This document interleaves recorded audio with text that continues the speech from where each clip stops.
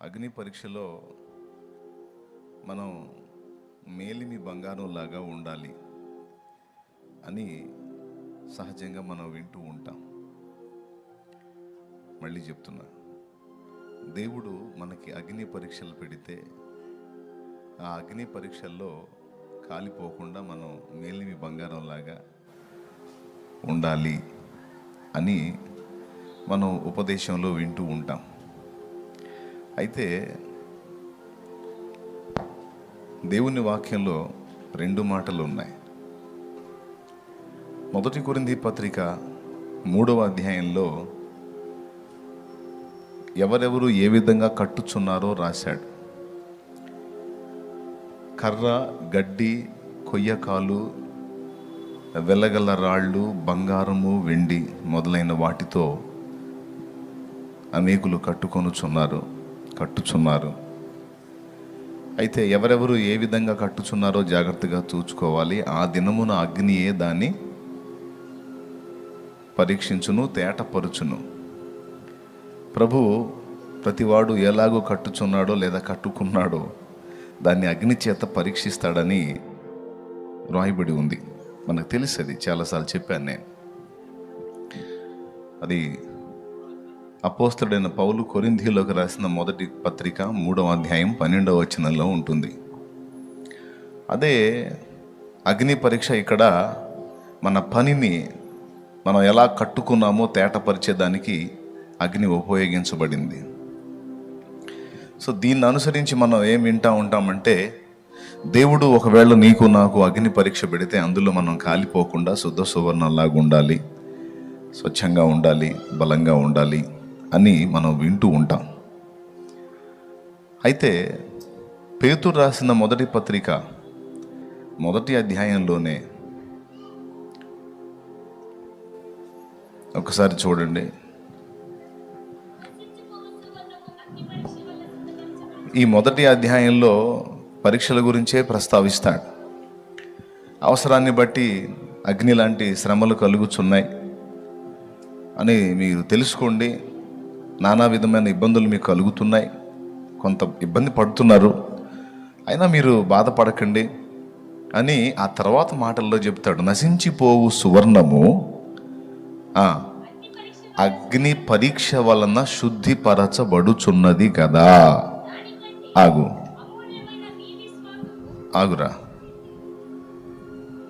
తల్లి, అక్కడ పాయింట్ ఉంది, అందుకే నేను ఆగమంటున్నా. అగ్ని పరీక్షకు నిలవాలి, కాలిపోకుండా జాగ్రత్తగా ఉండాలి అని 1 కొరింథీ పత్రిక 3:12 చదువుకున్నాం.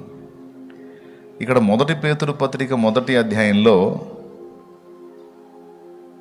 నశించిపోవు సువర్ణము అగ్ని పరీక్ష చేత శుద్ధిపరచబడుచున్నది కదా అంటాడు. ఇక్కడ ఆ మాటకు అర్థం ఏంటంటే, బంగారం అగ్ని చేత పరీక్షింపబడుతుంది అనేది వాస్తవం, అగ్ని చేత పరీక్షింపబడుతుంది అనేది వాస్తవం. అయితే ఇంకొక వాస్తవం ఏంటంటే, ఆ అగ్ని చేతనే అది శుద్ధీకరణ పొందుతుంది అనే విషయం మనకు గ్రహింపుగలగాలి. హల్లెలూయా. అగ్ని పరీక్షకు నిలవాలి అంటే ఆ నిలిచేదానికి తగినట్టుగా మనల్ని అగ్నే సిద్ధపరుస్తుంది. మళ్ళీ చెప్తున్నా, అగ్ని పరీక్షకు మనం నిలవాలి అంటే మనల్ని అగ్నే శుద్ధీకరిస్తుంది, అగ్నే నిలబెడుతుంది.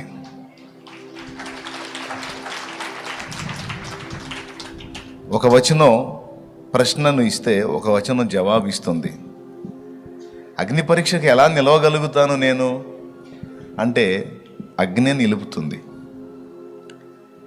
అందుకే అంటాడు, శోధింపబడిన మీదట నేను సువర్ణమై మార్పు చెందుతాను. అంటే శోధనలు, శ్రమలు, ఇబ్బంది కొలిమి మనల్ని శుద్ధ సువర్ణంగా మార్పు చెందేటట్టు చేస్తుంది. కాబట్టి అగ్ని పరీక్షకు భవిష్యత్తులో మనం నిలవాలంటే ముందు అగ్ని చేతనే మనం సిద్ధపరచబడాలి. ఏవేవి మనల్ని శుద్ధీకరిస్తాయి? మొట్టమొదటిది, మన దేవుడు దహించు అగ్ని అయి ఉన్నాడని హెబ్రీ పత్రిక 12వ అధ్యాయము చివరి లైన్ చెప్తుంది. మన దేవుడు దహించు అగ్ని అయి ఉన్నాడు. రైట్, అక్కడ పెట్టు ఆ విషయం. మన దేవుడు అగ్ని. రెండవది, పరిశుద్ధాత్మ అభిషేకము మనల్ని శుద్ధీకరిస్తుంది. పరిశుద్ధాత్మ అభిషేకము, మళ్ళీ చెప్తున్నాను, ఆత్మాభిషేకం. అపోస్తలుల మీదకి ఆయన ఎలా దిగి వచ్చాడని రాస్తుంది అపోస్తలుల కార్యం 2వ అధ్యాయంలో. మన శుద్ధీకరణ కొరకు దేవుడు వాడుతున్న 3 సంగతులు, 3 రకములైన అగ్ని. సింపుల్ మెసేజ్, బాగా తీసుకోండి మైండ్లోకి. ఇది మన శుద్ధీకరణ కొరకు, రేపు ఎదురయ్యే అగ్ని పరీక్షలో మనం నిలుచుట కొరకు, ముందుగానే దేవుడు మన శుద్ధీకరణ కొరకు దేవుడు వాడుతున్న 3 విధములైన అగ్ని. మొట్టమొదటిది అపోస్తలుల కార్యములు 2వ అధ్యాయంలో పెంతెకోస్తు పండుగ నాడు వారంతా మేడగది మీద గ్యాదర్ అయినప్పుడు వారు ప్రార్థన చేస్తూ ఉన్నారు. 10 దినాలు దేవుడు ఇచ్చిన వాగ్దానం నెరవేరటం కోసం కనిపెట్టుకున్నారు. ఆ వాగ్దానపు నెరవేర్పు 10వ రోజు వారు పొందారు.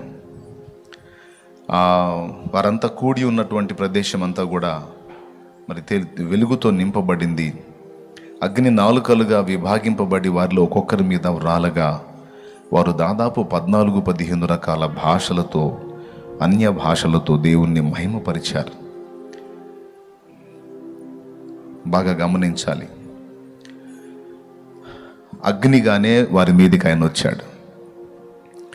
మీరు పరిశుద్ధాత్మలోనూ అగ్నితోనూ బాప్తిస్మం పొందుతారు అని యోహాను చెప్పాడు. అవునా? పరిశుద్ధాత్మతోనూ అగ్నితోనూ మీరు బాప్తిస్మం పొందుతారని చెప్పాడు. సో శుద్ధీకరణకు దేవుడు వాడుతున్న మొదటి అగ్ని అభిషేకము. Okay, number 1.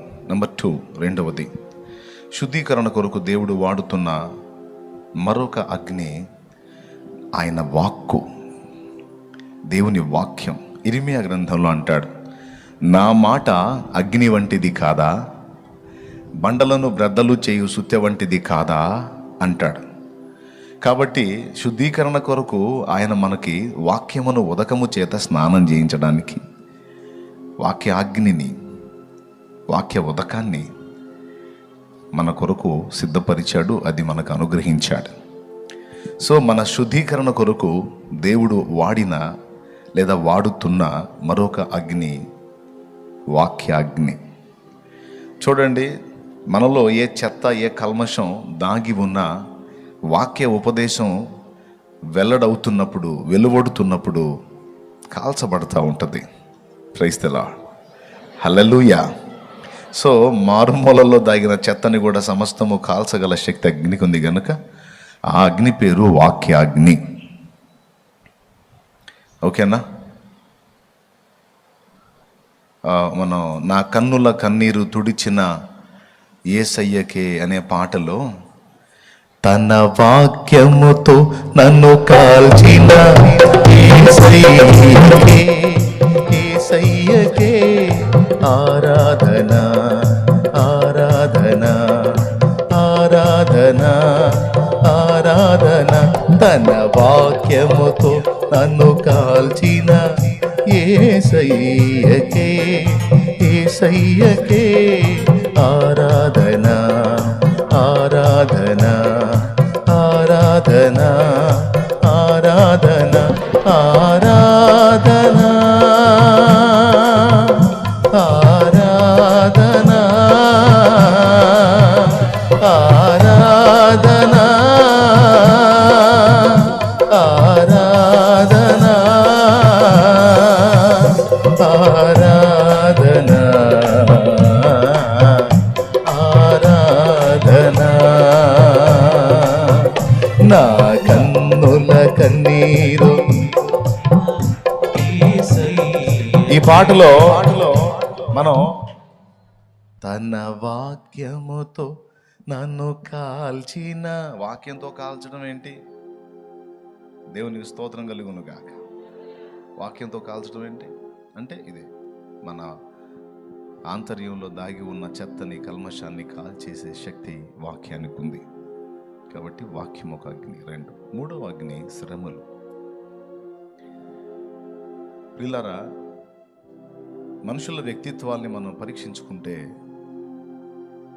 చిన్ననాటి నుంచి నానావిధ బాధల్లో, శ్రమల్లో నలిగిపోయి ఆ శ్రమల కొలిమిలో పెంచబడినటువంటి వ్యక్తుల వ్యక్తిత్వాలు ఒక రకంగా ఉంటాయి. చిన్ననాటి నుంచి ఏ నొప్పి, బాధ తెలియకుండా, ఏ సెగ తగలకుండా, ఏ అగ్ని తగలకుండా ప్రశాంతంగా పెరిగిన వాళ్ళ మైండ్ సెట్లు వేరుగానే ఉంటాయి. చిన్ననాటి నుంచి కూడా ఏ విధమైన శ్రమని రుచి చూడకుండా, ఏ నొప్పి తగలకుండా పెరిగినటువంటి వాడు అహంభావిగా, గర్విష్టిగా, ఇక వేరే వేరే మార్గాల్లో వాడు కనబడతాడు. చిన్ననాటి నుంచి నానావిధ శ్రమల చేత కొట్టబడి, గాయపరచబడి నలిగిపోయిన వాళ్ళ వ్యక్తిత్వం దీన మనసు, వినయం, సాత్వికం, మృదుత్వం అన్నీ వస్తాయి. మామూలుగా లోకపరంగా చూసుకున్నా కూడా, అవునా, మనం అనుకుంటాం ఆయనకి ఎందుకు తెలియదండి పాపం, కష్టపడి పైకి వచ్చినాడు, ఆయనకి మన బాధలు తెలుసు అందుకే అట్లా స్పందిస్తున్నాడు అంటాం. కష్టం అనే అనుభవం తెలియకుండా ఒకడు పెరిగాడు అనుకో, వాడికి ఏం తెలుసురా మన బాధలో. ఏనాడన్నా వాడు పడితే కదా. అడిగారా బాబు, శ్రీమంతుడి బిడ్డ, సమృద్ధి కలిగిన వాడి సంపన్నుడి బిడ్డ, వాడి చిన్ననాటి నుంచి కూడా సమృద్ధిగా పెరిగాడు కాబట్టి వాడికి మన బాధలు తెలియదు అనుకుంటాం. అదే కష్టపడి పైకి వచ్చినటువంటి వ్యక్తిని మనం చూసినప్పుడు, కష్టపడి పైకి వచ్చాడు, అందరి బాధలు తెలుసు ఆయనకి, అందుకే ఇలా స్పందిస్తున్నాడు. సో శ్రమలు మన వ్యక్తిత్వాన్ని శుద్ధిపరుస్తాయి. అందుకే దేవుడు తప్పనిసరిగా శ్రమలని వాడుకుంటాడు మన విషయంలో, మన క్షేమాన్ని కోరి, మన మేలు కోరి. మనం వాటి నుంచి విడుదల పొందాలని ఎప్పుడు తప్పిస్తూ ఉంటాం. అందరి సోపాదే, నాకు బాధలు ఎక్కువ ఉన్నాయి, నాకు ఇబ్బందులు ఎక్కువ ఉన్నాయి, నాకు సమస్యలు ఎక్కువ ఉన్నాయి, నాకు అయ్యి అని ఎక్కువ వేదన పడతా ఉంటారు. తప్పులేదు, బాధను అనుభవించేవాడికి తెలిసిందని ఇప్పుడే కదా చెప్పాను. ఇవన్నీ నాకు బాగా నన్ను ఇబ్బంది పెడుతున్నాయి అని మనం చెప్పుకుంటూ ఉంటాం, కానీ అది తప్పనిసరి అవసరతను బట్టి దేవుడు మనకు అనుగ్రహించాడని ఆలోచన చేయం. అదే పేతురు పత్రికలో చెప్పాడు, అవసరాన్ని బట్టి నీకు ఆ పరిస్థితి వచ్చింది, అవసరాన్ని బట్టి నీకు ఆ శ్రమ వచ్చింది, అవసరాన్ని బట్టి నీకు ఆ సమస్య వచ్చింది, అవసరాన్ని బట్టే నీకు ఆ బలహీనత వచ్చింది, అవసరాన్ని బట్టే నీకు ఆ ఇబ్బంది వచ్చింది, అవసరాన్ని బట్టే ఆ నింద వచ్చింది, అవసరాన్ని బట్టే ఆ అప్పు అయింది, అవసరాన్ని బట్టే ఆ బలహీనత నీకు సంప్రాప్తమైంది. నువ్వు ఏది అన్నా చెప్పు, అవసరాన్ని బట్టే అని చెప్తాను నేను, ఎందుకంటే వాక్యం అదే చెప్పింది కాబట్టి. ఈ విధంగా మనకు అనుగ్రహించబడేటువంటి సకల విధములైన శ్రమలన్నీ కూడా ఏకమై మనకు మేలు తీసుకొని వస్తాయి, మన మేలుకే జరుగుతాయి. ఇది తిరుగులేని సత్యం. కాబట్టి దేవుడు మన శుద్ధీకరణలో వాడే మూడవ అగ్ని శ్రమలు. అదే అక్కడ చెప్పాడు, అవసరాన్ని బట్టి అగ్ని వంటి శ్రమలు. ఈ అగ్ని లాంటి శ్రమలో మనల్ని పూర్తిగా కాల్చేయటానికా, లేకపోతే మనలో ఆ మస్టు మాలిన్యాన్ని కాల్చేయడానికా? ఏం కాల్చేయడానికి? అదే చెప్పాడు అన్నమాట, శోధింపబడిన మీదట నేను సువర్ణమై మారేదను. బంగారం ఒక విధమైన రాతి నుండి తీస్తారు. ఆ రాతిలో బంగారము మరియు మట్టి రెండు మిక్స్ అయి ఉంటుంది. బంగారం కొట్టోళ్ళు వాళ్ళు చేసే వర్క్ తెలుసుగా తమ్ముడు, నీకు వంశీ తెలుసుగా, రెండు కలిసి మిక్స్ అయి ఉంటుంది. మళ్ళీ చెప్తున్నా, బంగారం ఒక రాతి నుండి తీస్తారు. అందులో తీసే ముడి బంగారంలో బంగారము మరియు మట్టి లేదా మాలిన్యం లేదా మురికి లేదా మస్టు మిక్స్ అయి ఉంటుంది. అది రెండు మిక్స్ అయి ఉన్నప్పుడు దాంతో నగ చేస్తే కొన్ని ఇబ్బందులు కలుగుతాయి. ఆ మట్టి బంగారం యొక్క బలాన్ని దెబ్బతీసే అవకాశం ఉంది. నంబర్ 1, ఆ మట్టి లేక ఆ మురికి మాలిన్యం బంగారం యొక్క తేజస్సును ఆపేసే అవకాశం ఉంది. అంత చెమకాయింపు ఉండదు. అర్థమైందా? ఆ మట్టి బంగారం యొక్క విలువను చాలా తగ్గించే అవకాశం ఉంటుంది. అర్థమైందా? కాబట్టి ఇప్పుడు బంగారంలో గట్టితనం రావాలంటే మట్టి తొలగిపోవాలి. లేకపోతే బంగారం అయినా సరే అది మెత్తగా ఉంటుంది, అది అంత పటిష్టంగా ఉండదు. మట్టి మిక్స్ అయితే సిమెంట్ బిల్డింగ్ కూడా ఎఫెక్ట్ అయిపోద్ది. కాబట్టి బంగారం అంటే పరలోక సంబంధమైనటువంటి వ్యక్తిత్వం, మట్టి అంటే భూ సంబంధమైంది. ఈ పరలోక సంబంధిలో ఈ భూ సంబంధమైన మట్టి కొంత మిళితమై ఉంటుంది. కొద్దిగా అర్థం చేసుకోవడానికి ప్రయత్నం చేయండి. ఈ పరలోక సంబంధిగా దేవుని రికార్డులోకి ఎక్కినటువంటి ఈ మనుష్యుడు, లేక నువ్వు నేను, ఎక్కడి వారంగా నిర్ణయించబడ్డా మన పౌరత్వం ఎక్కడిది అంటే అక్కడిది. కానీ ఇక్కడ ఉన్నాం, మట్టి లోకంలో ఉన్నాం. బంగారమే, మనలందరినీ నా బంగారాలు అని రాసుకున్నాడు. దేవా, నన్ను బంగారు తల్లి బంగారు తండ్రి అని ముద్దాడావుగయ్యా, మరి ఎందుకయ్యా నన్ను ఇలాగా కొలిమిలో కాలుస్తున్నావు అని అంటే, నువ్వు బంగారానివే కానీ కొద్దిగా మట్టి మిక్స్ అయి ఉంది, అందువల్ల గట్టితనం నీలో కొరవడింది. అందుకని ఈ అగ్ని పరీక్ష చేత లేదా ఈ అగ్ని చేత నీలో ఉన్న ఆ మట్టిని తొలగించే పని చేస్తున్నాను. మట్టి ఎక్కడిది? ఇక్కడిది. బంగారం దేనికి సాదృశ్యంగా ఉందంటే పరలోకానికి, పరలోక మహిమకు సాదృశ్యంగా ఉంది బంగారం. దేవునికి మహిమ. అదేందన్నా బంగారం అంటే ఇంకా పరలోకం అంటున్నా, బంగారం కంటే విలువైనవి చాలా ఉన్నాయి అని మీరు అంటారేమో. బంగారం కంటే విలువగా ఎంచబడ్డది ప్లాటినం ఒకటి ఉంది. ప్లాటినం బంగారం కంటే కూడా ఖరీదు. కానీ ఆశ్చర్యం ఏంటంటే ప్లాటినం స్టీల్, ఒరిజినల్ స్టీల్ లాగా ఉంటుంది. ప్లాటినంతో ఎవరైనా హారం చేయించుకున్నారు అనుకో, హారం చేయించుకొని, వడ్డాణం చేయించుకొని, చెవులకి చేయించుకొని, నెత్తి మీద ఇది చేయించుకొని, దేంతో? ప్లాటినంతో. పెళ్ళికి వెళ్ళారు అనుకో, మెంటల్ది ఏంటి అన్ని స్టీల్ పెట్టుకొని వచ్చింది అనుకుంటారు. ఇక ఆమె మనిషికి చెప్పుకోవాలి, అక్కయ్య ఇదేంటో తెలుసా, స్టీల్ అనుకున్నారు ప్లాటినం అని చెప్పుకోవాల్సి వచ్చింది. అదే గోల్డ్ పెట్టుకుందనుకో, అది రోల్డ్ గోల్డ్ అయినా సరే, చాలా పెళ్ళిళ్ళలో కనపడేది అదే. చాలామంది అమాయకంగా మోసపోతూ ఉంటారు. ఆమె చూసావా ఒళ్ళంతా దిగేసింది, బుస్సే, అంతా రోల్డ్ గోల్డ్ ఎక్కువ ఉంటుంది. ఒరిజినల్ గోల్డ్ పెట్టుకొని రావచ్చు, కానీ భర్త చెప్తాడు అన్నమాట, ఈ గోల్డ్ ఉంటే నిన్ను సాగు కొడతారు, అందుకని రోల్డ్ గోల్డ్ వేసుకో, ఒరిజినల్ ఉంటే ఉంది, అంతగా ఎవరన్నా డౌట్ వచ్చి అడిగితే ఇంటికి వచ్చి చూపిద్దాం, ఇబ్బంది ఏం లేదు. అర్థమైందా? చాలా వరకు పెళ్ళిళ్ళలో మనకు కనపడేదంతా బుస్సు గోల్డే, అంటే రోల్డ్ గోల్డ్. కాబట్టి బంగారు వర్ణం ఉన్నటువంటి రోల్డ్ గోల్డ్ అయినా సరే దాని విలువే. అదేందో మరి, దాని వర్ణం తగిలితేనే ఆశ్చర్యంగా ఉంటుంది. అంతకంటే విలువైన ప్లాటినం అదంతా ఎన్నిక చేయబడదు. కాబట్టి ఇప్పుడు టాప్లో ఏది? బంగారమే. సో బంగారం పరలోకానికి, మట్టి భూలోకానికి గుర్తు. ఈ రెండు మిక్స్ అయిన వాడే మనిషి, ముఖ్యంగా రక్షింపబడినవాడు పరలోక పౌరుడు, పరలోక సంబంధి, లేక బంగారం.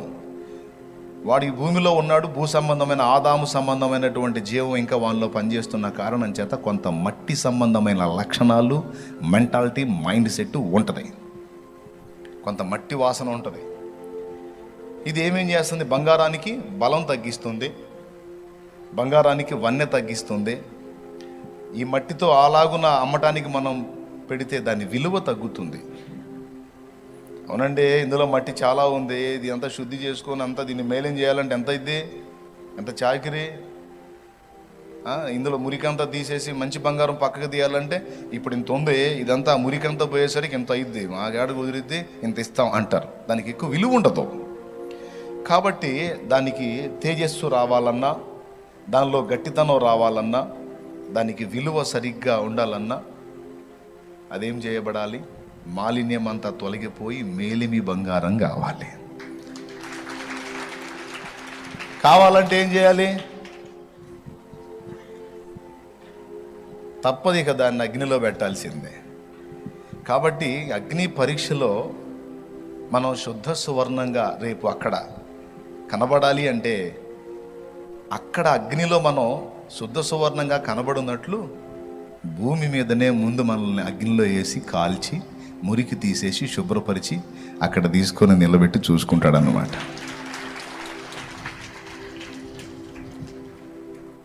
ఓకేనా? ఈ కారణం చేతనే భక్తులైన వారు అగ్ని వంటి శ్రమలకు గురి అవుతూ ఉంటారు.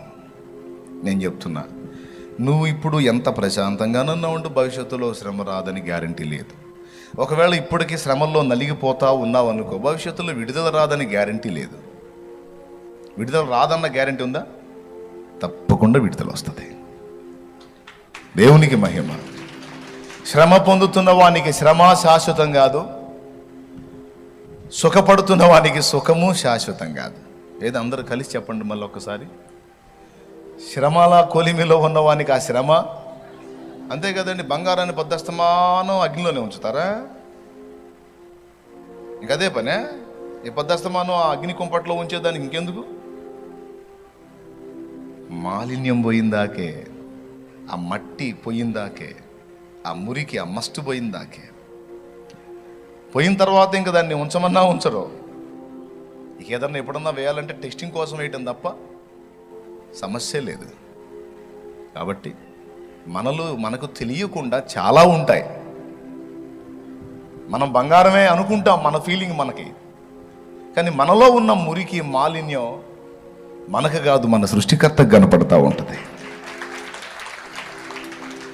ఏబు గురించి మొన్న చెప్పాను నేను. తన గురించి తనకి ఉన్న ఫీలింగ్, ఏబు గురించి ఏబుకున్న ఫీలింగ్ నేను చాలా పర్ఫెక్ట్ అని.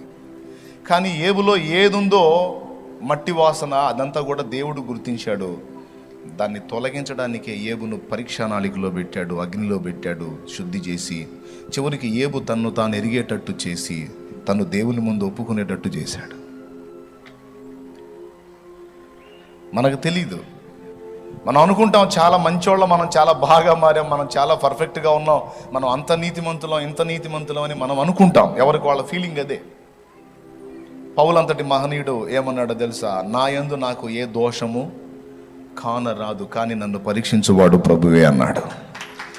నన్ను విమర్శించువాడు ప్రభువే. నన్ను నేను విమర్శించుకోవాలంటే నా దగ్గర నాకే లోపం కనపడదు, నాకే తప్పు కనపడదు, నా దగ్గర నాకే వంకర కనపడదు. కానీ ప్రభు నన్ను చూసినప్పుడు ఎన్ని కనపడతాయో నేను చెప్పలేను. కాబట్టి నా దృష్టి కాదు, ప్రభు దృష్టికి నేను ఎలా ఉన్నానన్నది ముఖ్యం. ఏబు గ్రంథంలో ఉన్న మాటే ఇది. శోధింపబడిన మీదట, ఏబు గ్రంథము 23వ అధ్యాయము 10వ వచనం ఒకసారి చూడండి. నేను నడుచు మార్గము ఆయనకు తెలియను, ఆయన నన్ను శోధించిన తరువాత నేను సువర్ణము వలె కనబడుదును. ఈ నడకలో రకరకాల పరిస్థితులు ఎదురవుతున్నాయి. నేను నడుస్తున్న మార్గం నాకు అర్థం కావట్లా. వెళ్తున్నా, అట్లా పడి వెళ్తున్నా, కానీ నాకు అర్థం కావట్లా. కానీ నాకు ఒకటి అర్థమైంది ఏంటంటే, నేను వెళ్ళుచున్న మార్గము నా దేవునికి తెలుసు. నాకు తెలియాల్సిన అవసరం లేదు. నాకు తెలిసినా తెలియకపోయినా తెలియాల్సిన వాడికి తెలుసు. ఎవరికి తెలుసు? నా ప్రభువుకు తెలుసు. కాబట్టి నా మార్గం నాకు అర్థం కానంత మాత్రాన నేను ఇబ్బంది పడాల్సిన అవసరం లేదు. నన్ను నడిపించి ఆయన చేతికి నేను అప్పగించుకున్నాను, ఆయనే నన్ను నడిపిస్తున్నాడు. చూడండి, నేను నడుచు మార్గము ఆయనకు తెలియను. తర్వాత ఆయన నన్ను శోధించిన తరువాత నేను సువర్ణము వలె కనబడుదును. అద్దుగో, ఎప్పుడు సువర్ణమే కనపడతాడంట?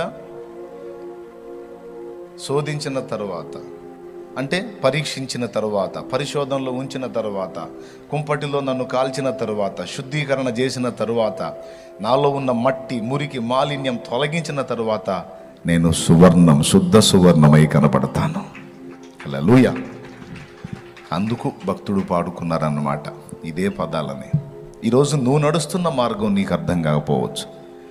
నెక్స్ట్ మజిలీ ఏంది, తర్వాత పరిస్థితి ఏంది, ఇప్పటిదాకా ఎలాగా వచ్చామో అర్థం కాలేదు. కానీ మొత్తానికి ఈ మజిలీకి వచ్చాం. ఇక నుంచి ఇక తర్వాతి మజిలీ ఏంటి అనేది అర్థం కావట్లే. కానీ నీకు అర్థం కాకపోయినా నిన్ను నడిపించే దేవునికి సమస్తము తెలిసే ఉంది. అవసరాన్ని బట్టి అగ్ని వంటి శ్రమలు కలుగుచున్నవని తెలిసి కలత చెందబోకు.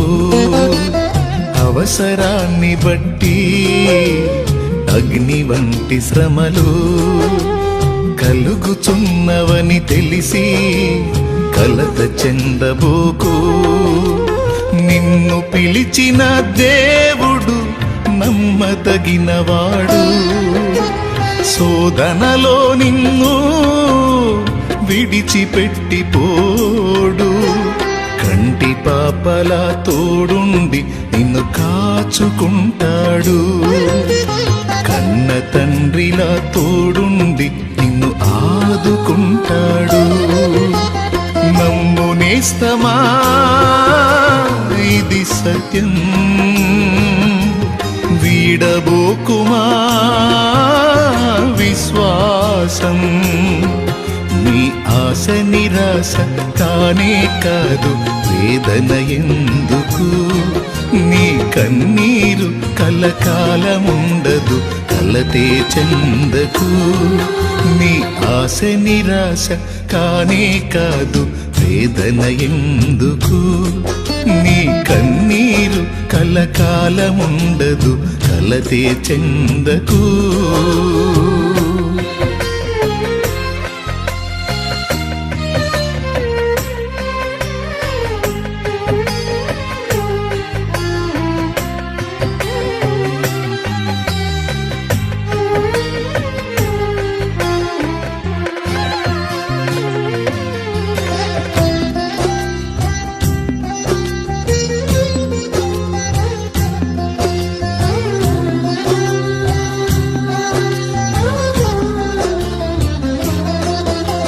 కాల్చబడకపోతే స్వర్ణం విలువ పొందలేదు. చీల్చబడకపోతే మేఘం వర్షాన్ని ఇవ్వదు.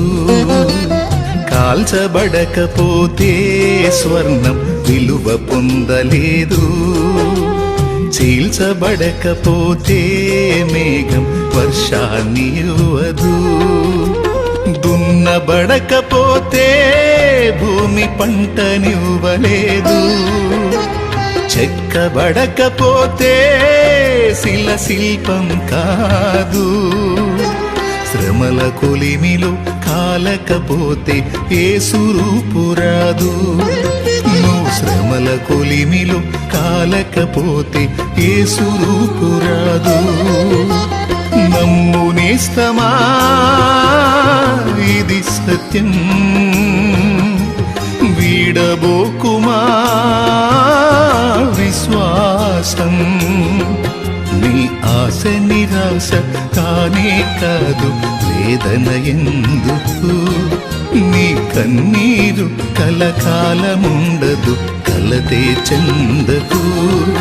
నీ ఆశ నిరాశ కానే కాదు, వేదన ఎందుకు? నీ కన్నీరు కలకాలముండదు, కలతే చెందకు. నీ ఆశ నిరాశ కానే కాదు, వేదన ఎందుకు? నీ కన్నీరు కలకాలముండదు, కలతే చెందకు.